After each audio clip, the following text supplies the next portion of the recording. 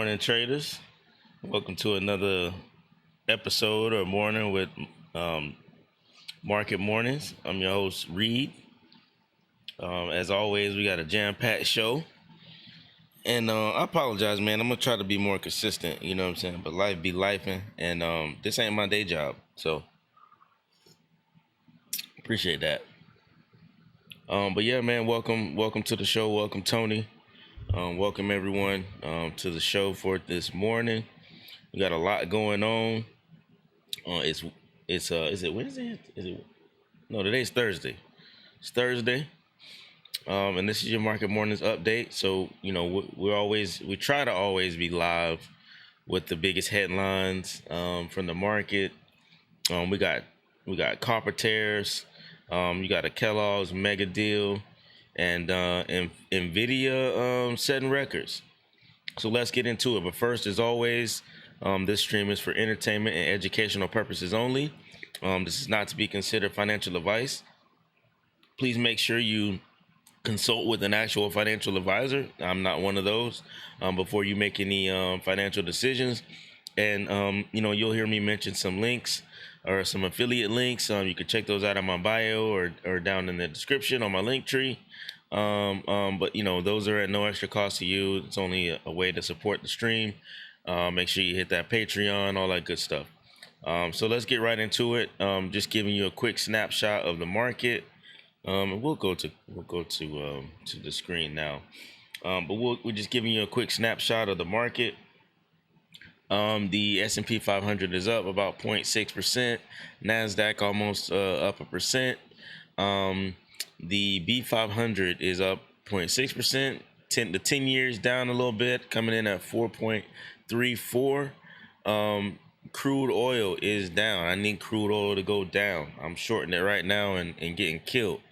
I'm sorry, scratch that. Getting KIL'd. Sorry, I gotta learn what to say and what not to say, and that's one word you can't say. So that's a quick snapshot of what's going on as far as the markets. But I guess the major thing, we'll talk about first is Trump hikes Brazil tariff rate to 50%, sending assets plunging. So that's not good. And we'll get into it. Donald Trump threatened to impose a 50% tariff on Brazil goods, citing Brazil's insidious attacks on free elections and the fundamental free speech rights of Americans. If you follow my stream, I think on my last stream, he was very disappointed in the treatment of the former president. I think he's got some cases or something going on where they're trying to lock him up, something he can relate to. And he didn't like that very much, and he told him, "I'll be watching," and so he doesn't. This is his retaliation. You have to dig into that story. I don't know too much about it, but Brazilian real estate slumped nearly 3% against the U.S. dollar after the announcement, and iShares MSCI Brazil ETF. That's one of the ETFs you can get into. Was down almost 2% in post-market trading.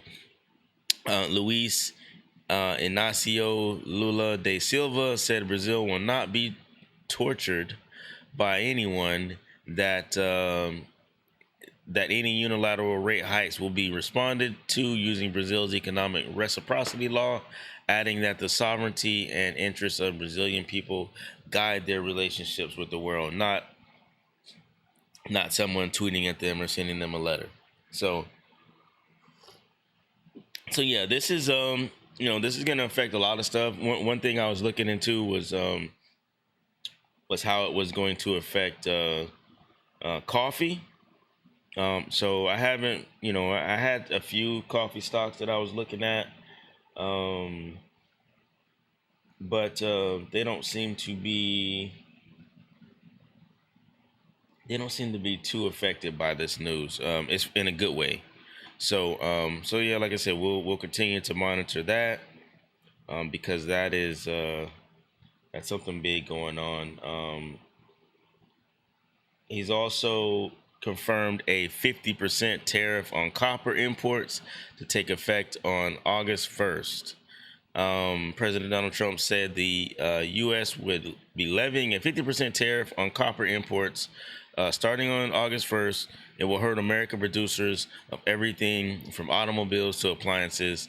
Trump blamed previous administration, we all know that, for the decline of copper, Americans' copper clout, and said that tariffs will reverse the Biden administration's thoughtless behavior and stupidity. According to Lachlan Shaw, co-head of mining research at UBS Group AG, what this implies for the COMEX to LME spread will depend on the final tariff levels, as well as product coverage and the extent to which U.S. demand for copper impacted by the tariff. I don't think it's going to affect demand, but as you can see, BH Group Ltd is up, because they're going to get higher prices, so they're up 1.9%. Freeport McMoran is down about 1.47%. I think they do a lot of imports of copper, and Rio Tinto PLC is up 5%. So it's impacting the companies in a positive way so far, but we'll see how that continues to play out, because copper's in everything. It's in, it's especially heavy in electronics. So yeah, we'll definitely pay close attention to that. Stocks in Europe and Asia rose. Stocks in Europe stock extended a win streak. U.S. future steady, and markets wrap. European stocks powered higher for a fourth day as investors snap up mining shares. U.S. stock futures paused after the S&P 500 closed just shy of an all-time high. Anglo American PLC, Rio Tinto, as we've seen, Glencore PLC rallied more than 4%, buoyed by commodity prices. So commodity prices are going to go up because of the tariffs, and signs that China is taking steps to curb industrial overcapacity. So the stocks lead gains in Europe's Stonks 600, which added 0.5%. So it's definitely, these tariffs has definitely boosted some of the European commodity stocks. It makes you wonder if this was not part of the plan or talked about, or used as a bargaining chip to get them to sign a trade deal, because I think either they've already signed it or they're in the processes of finalizing that deal. Treasuries and the dollar held steady, so no dip just yet. And actually, Bitcoin hit an all-time high. This is a little late. It dipped to around 111,000, but it had hit like 112,000.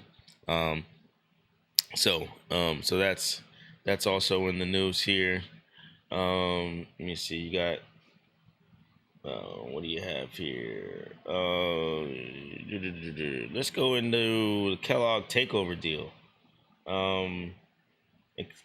Italian candy maker Ferrero is close to acquiring cereal producer WK Kellogg for about $3 billion. Kellogg shares rose 49% on that news.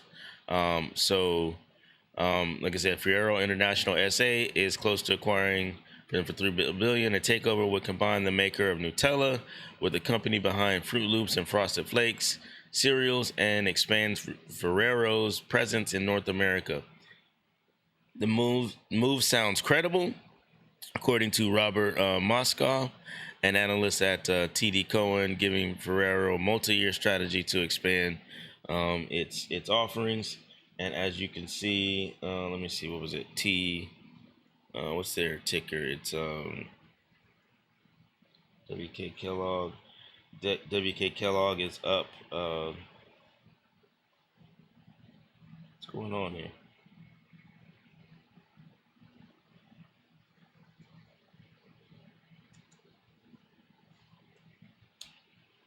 All right, sorry. WK Kellogg is up to 26.35. If you knew that was coming, you definitely could have made a nice little penny here off of that.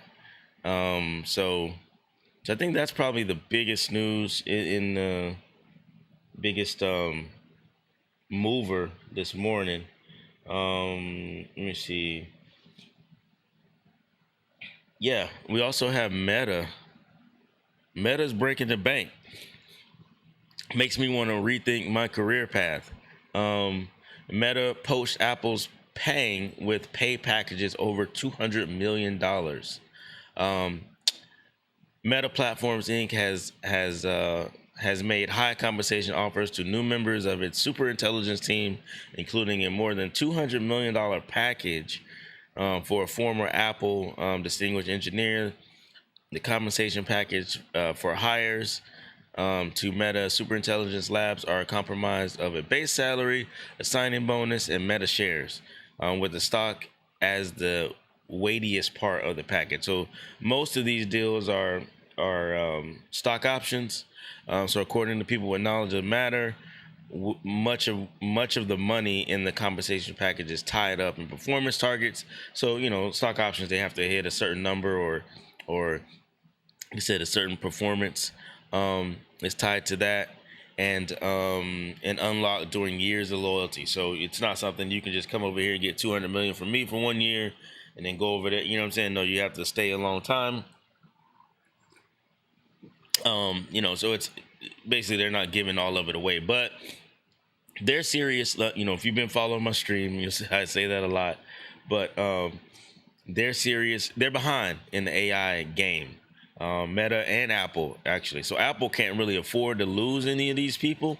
So we'll see how that plays out. But both of those companies are behind in the AI game. If you follow back when the DeepSeek, debacle happened, these were some of the hardest hit. So they're trying to do something to change that, and they're poaching. I've heard 300 million. All kinds of huge numbers, and one of these. I don't know. Some of these numbers are per year. So if you're on this super intelligence team or in the AI, you can make a lot of money. Like I said, it has me rethinking, my career path or changing my career path. So yeah, that's pretty much what's going on in the news. Let me see if there's anything else noteworthy. Go up here. We already know about Brazil, Meta poaching, UK, why did cars get so hard to see out of? Yeah, a lot of design, buyout giants. Canada sees U.S. asylum claims surge as both nations harden borders. Yeah, the Texas homeowners hit, prayers out to people hit in Texas by these floods, man. I you always hear about flash floods and stuff like that, but I was watching the news, and one I guess survivor, I'll call him, was saying that they seen the river rise 20 feet in, like, I want to say 30 minutes or less. 20 feet, that's a lot. 20 feet high, man. That's covering most 1-story houses. So that was pretty dangerous, and there's all kind of reports out that maybe they didn't get the warning that they needed and all that good stuff. But we'll continue to monitor that. There may be, I'm not sure how that'll affect the market, what fallout we'll see from that. But yeah. Let me see what else is going on before we get to the charts. We also have BlackRock's cash-like ETF eclipses infamous long bond trade. You'll have to. This is getting to some nerd stuff. Like how I'll give you a warning when we get into nerd stuff. This is definitely nerd stuff. They're calling it the T-bill and chill mindset is reshaping fixed income investing with a preference for short-term government debt that delivers steady income without exposure to monetary whiplash. So the iShares 0 to 3 month Treasury bond ETF has emerged as a haven for cautious cash holders managing over 50 billion in assets, while the iShares 20 plus year ETF has fallen out of favor. So they're banking on. So this basically what this is saying. What these guys that are managing $50 billion. So a 1% change can get you out of a job and out of hundreds of $1,000,000. So basically they're very risk adverse, meaning they don't like risk. So what this is saying is that the 0 to 3 month is really their basically they're betting on the short term and not the long term of the U.S. Short term, everything's looking peachy, rainbows and stars. But when these, when a lot of the monetary policies and this the big beautiful bill, a lot of the effects from that kick in, it's probably not looking so good. So yeah, this is what this is saying. That preference for lower volume, stable income is growing as many investors are realizing that large amounts of volatility that comes with being in the long end of the curve is not, basically what I just said, is not where I want to be. I ain't banking on your long term. I'll stick with you short term. Let's see here. What else we got? We got Nvidia. We talked about Nvidia. Nvidia's next act. Well, we'll get a little bit more into Nvidia. Nvidia's market value. Nvidia hits $4 trillion, breaking, I believe, Apple's record of the most valuable company in the world. And I appreciate the follow. Pursue your happiness. Appreciate the follow. Welcome, Cindy. Thanks for joining the channel. Yeah, so Nvidia hits 4 million. 4 million is a lot of money. I'm sorry, not 4 million, 4 trillion. Sorry about that. 4 trillion. Nvidia hits 4 trillion in value as Rally notches another milestone. As you can see, Nvidia Corp became the first company in history to achieve a $4 trillion market valuation, cementing its status as kingpin of the global financial market. We all knew this. If you doubted Nvidia, which I won't say I doubted them, but I took a cautious approach when I should have took an aggressive approach when they dipped to $70. Let me see. Let's look at it. Nvidia. Excuse me. Nvidia hit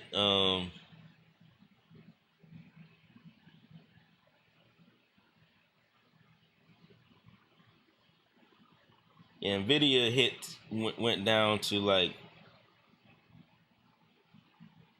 in April, when the tariffs kicked in, they hit 88, as low as $86.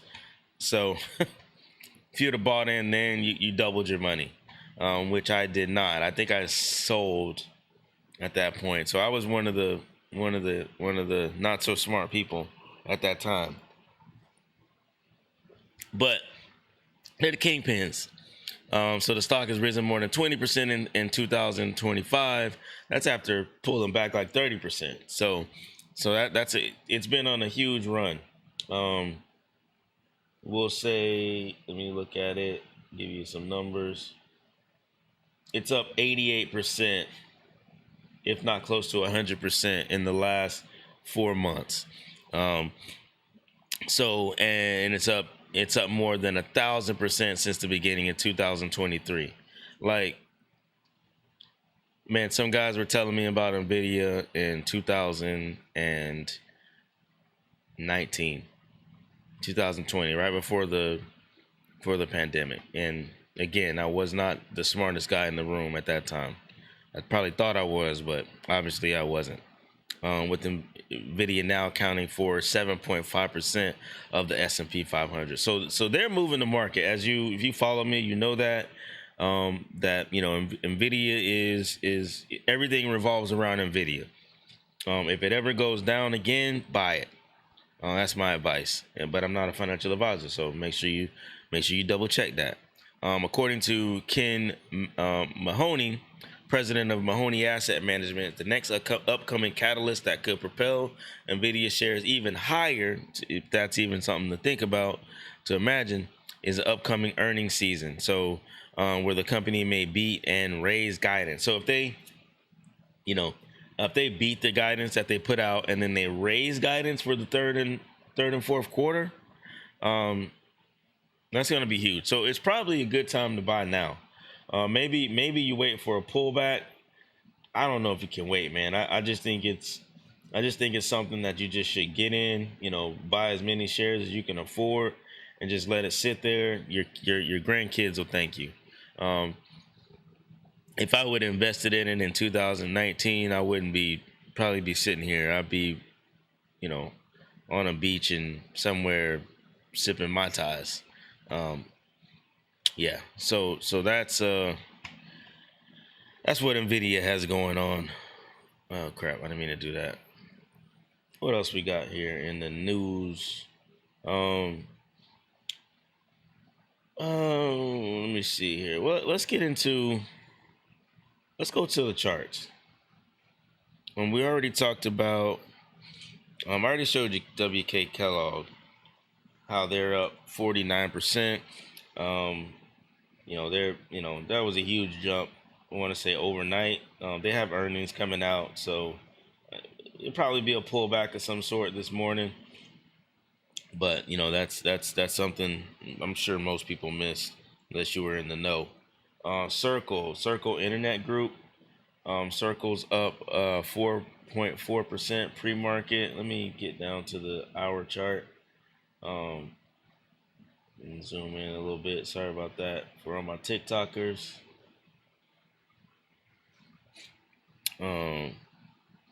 Welcome, Oscar. So Circle's up 4.4%. Circle's a good company to get into. They have a lot of stuff going on. I don't know why there's no implied volatility on them.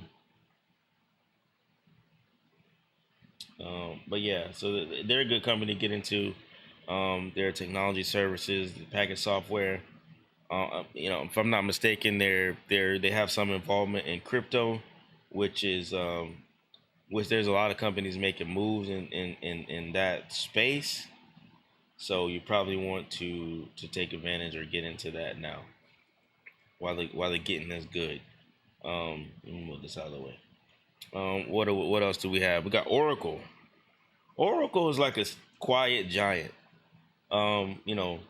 Stock's still kind of affordable to some people, especially if you got leverage or margin. I'm sorry, that you want to use.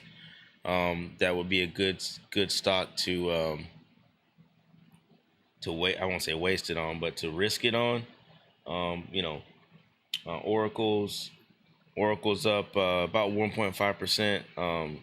They got an upgrade from Piper Sandler, so that's powering them. WPP PLC, Triple P's. They are up 3.6% pre-market. That's after taking a pretty big slide on the Windy City Rose appointment, likely to close the gap. So they're, the common theme, all these companies are trying to close the gap in AI. It's something that, if you're not in AI, you're sorry if you can't see my chart on TikTok. It's, like I said, if you want to know how to read my charts, check out my read deck on in the link tree. You'll find access to that. But yeah, so it's up. Let me see, it's up 3.6%. That's a new Microsoft executive as a CEO, so they're gonna catch them up on AI.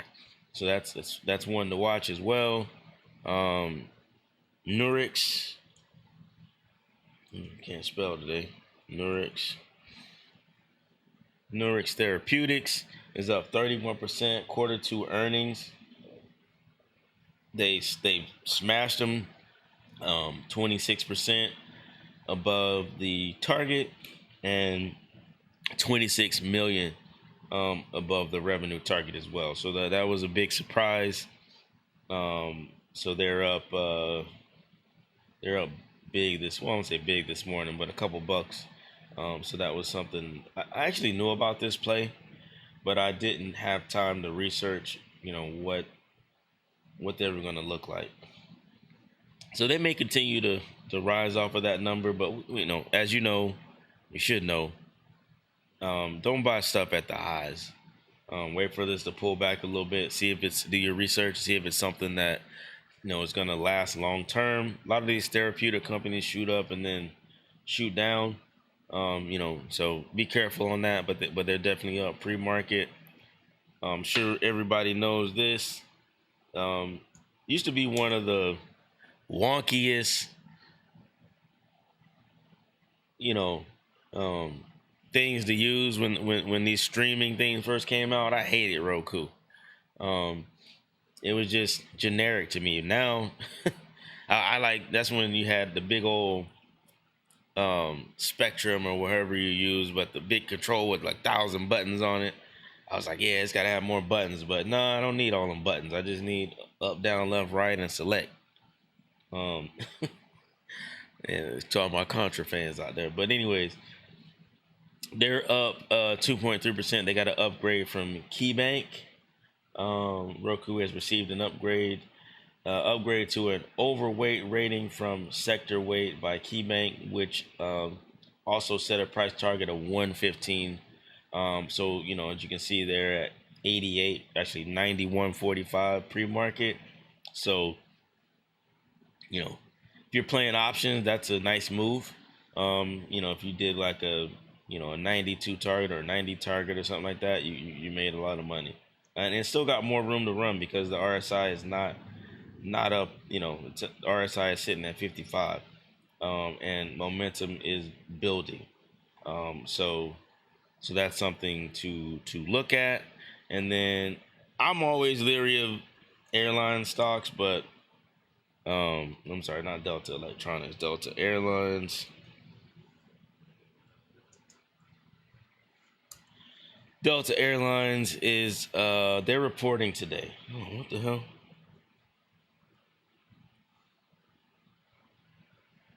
DAL. Delta Airlines is reporting today. Pre-market, they're up big. They're up about $7 off of the close of 50.66. So they're at pre-market 57.91. That's above the 261% extension. What platform do I use? What do you mean, Yelly? To trade or to chart? Welcome, Garcia.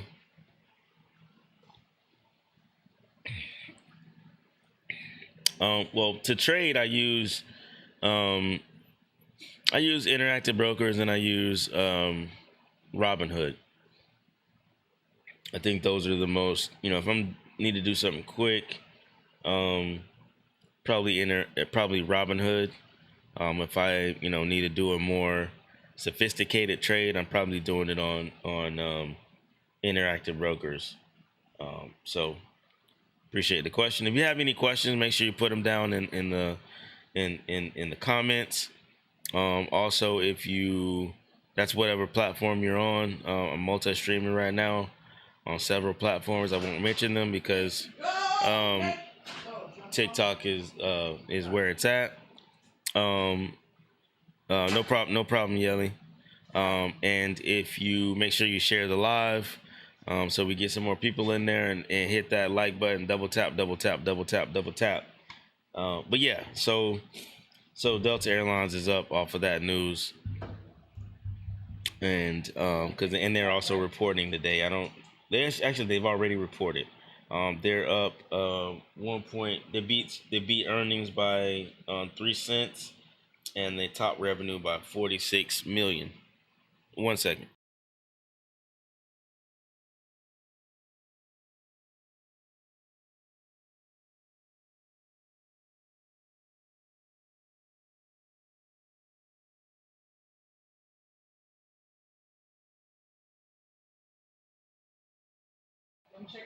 Sorry about that, guys. But yeah, so they actually beat earnings. I think they probably would they come out before. Let's look at that economic calendar. No, I want earnings. Earnings calendar. Delta came out this morning, pre-market. We also have let's go into this.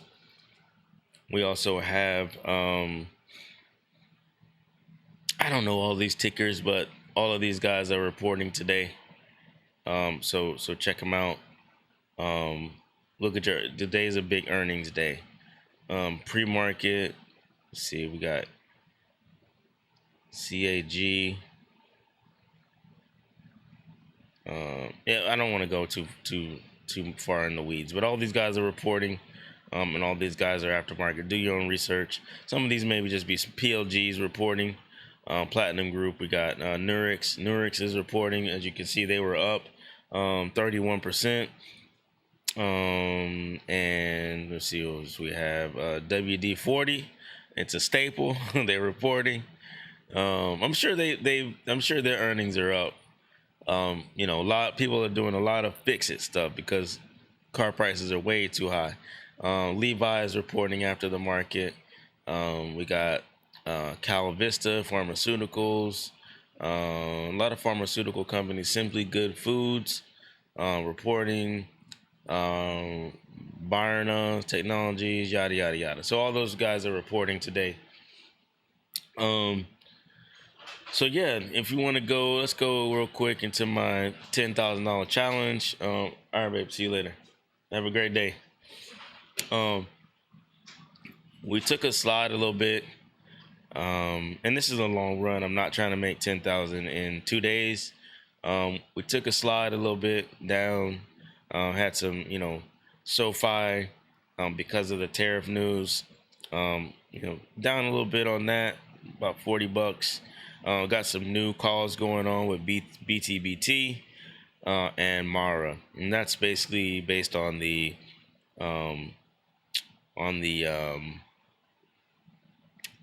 Bitcoin play. And this is a stupid trade that I took that I refused to sell WCT a while back. So as you can see, I lost maybe 100% of that so far. Yeah, 91%. So we're down a little bit right now, but we'll bounce back up. That one trade can get you right back in there. And so let's go back to the chart. Some of my plays of the week. Let's see, week 28.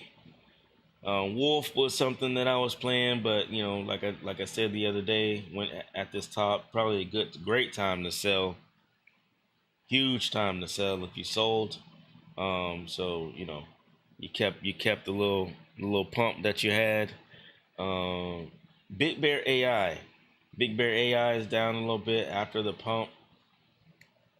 Down at 719, but I believe in them long term. Right now they got some negative momentum. Bragger, Eagle, and Squire PC began investigating Big Bear AI Holdings due to a class action allegation statement about its operations and financial reporting. So they may be allegedly doing some creative accounting. So we'll watch that. But I mean, they're a strong company. Maybe this is a good time to buy, maybe not. I bought some shares of it just to, and it, as you can see on the VWAP, it's moved to the upside. If you can see that, the momentum is kind of trending down. So maybe this is a dip that you buy. I'm not a financial advisor, so do your own research. We got quantum computing. That's back in the talks, I guess. As you can see, it had a double top. It broke out of this zone. It hasn't hit the neckline. Again, check out my videos. You'll learn what all that stuff means. If not, do your own research. Welcome, Garcia. Again, and so it's broke out of this zone. It's up pre-market a little bit, just a tad. So we may get a bounce here. Depending on what platform you can see, the momentum is starting to change in a positive direction. So we'll continue to monitor that. Copper play, Southern Copper Corporation. They are up pre-market. Stock's a little expensive. It hasn't broke this ceiling of 105.58. So not a lot of room to run on that one. The momentum is trending down. It looks like it's moving into an oversold position a little bit, just a tad. So it may get a bounce, but again, watch out for the ceiling at 105. If it breaks above that, it could run. But until then, I'm probably going to be cautious on that. TMC, the metals company, these are all metals plays, commodities plays. It had a little downtrend from this peak of 735. It's starting to rebound a little bit. As you can see, pre-market it's at 688. So I think I might have some shares of this. I'm not sure. I have to double check, but no, I think I was playing I don't know. I may have bought some. I can't remember.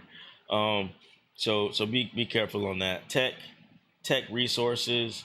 They are up a little bit pre-market after a slide here. They're a non-energy. They're another minerals company. So minerals was the name of the game this week. Minerals and Bitcoin. As we go to Irene Limited, they're doing some stuff with Irene acquires 2,400 Nvidia Blackwell GPUs in a $130 million deal. Buying a Blackwell GPU is like buying gold. I mean, it's it in itself probably won't lose its value. You can probably sell it for double the cost, just based off production, just based off demand, all that stuff. So a company acquiring that is like buying maybe Bitcoin. I don't know. So it's definitely an asset. It's not a liability, or something that's going to hit the, they may depreciate it on the books, but it's going to increase in value. So their level right now looks like they're consolidating in this zone, the red zone. That's the zone to watch.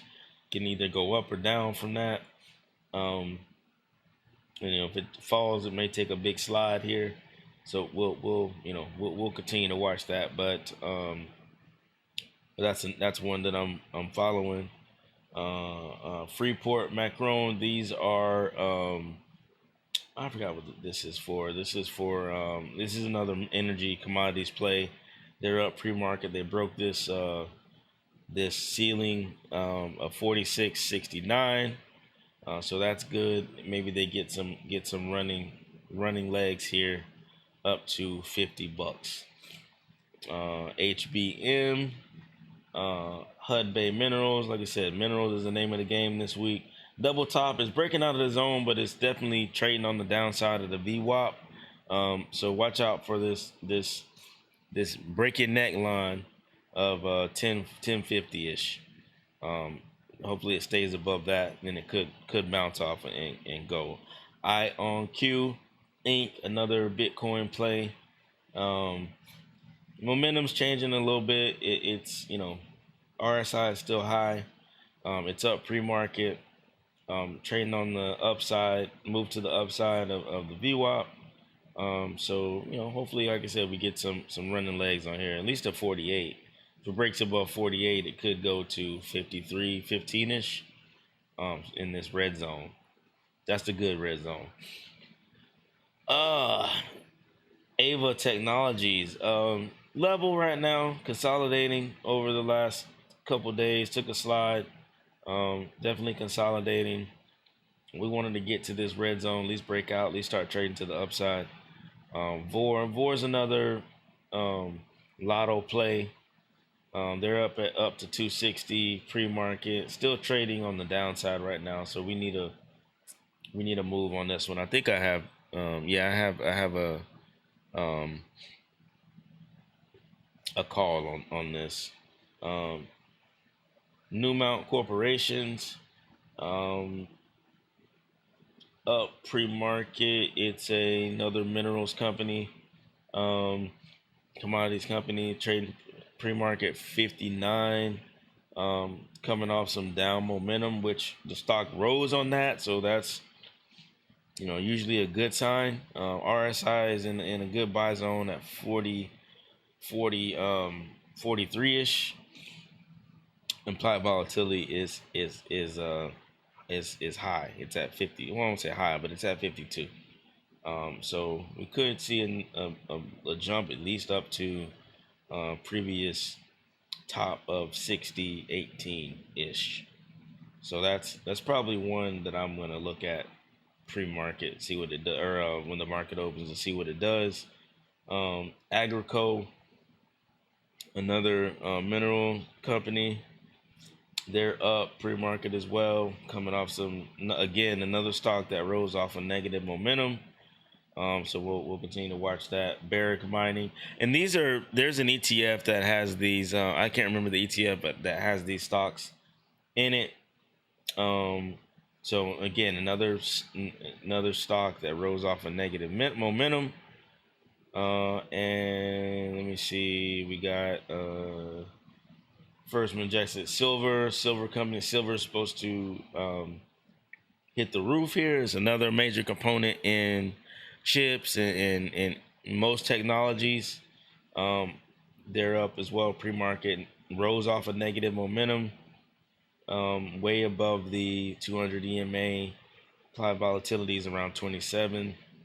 So that's a good one. Let me see, we got Wheaton Precious Metals, again, same theme, and Wolf, TeraWulf, another lotto play. I wouldn't too much mess with it, but I got it on the weekly watch list, weekly playbook. So that's what I got for you guys today.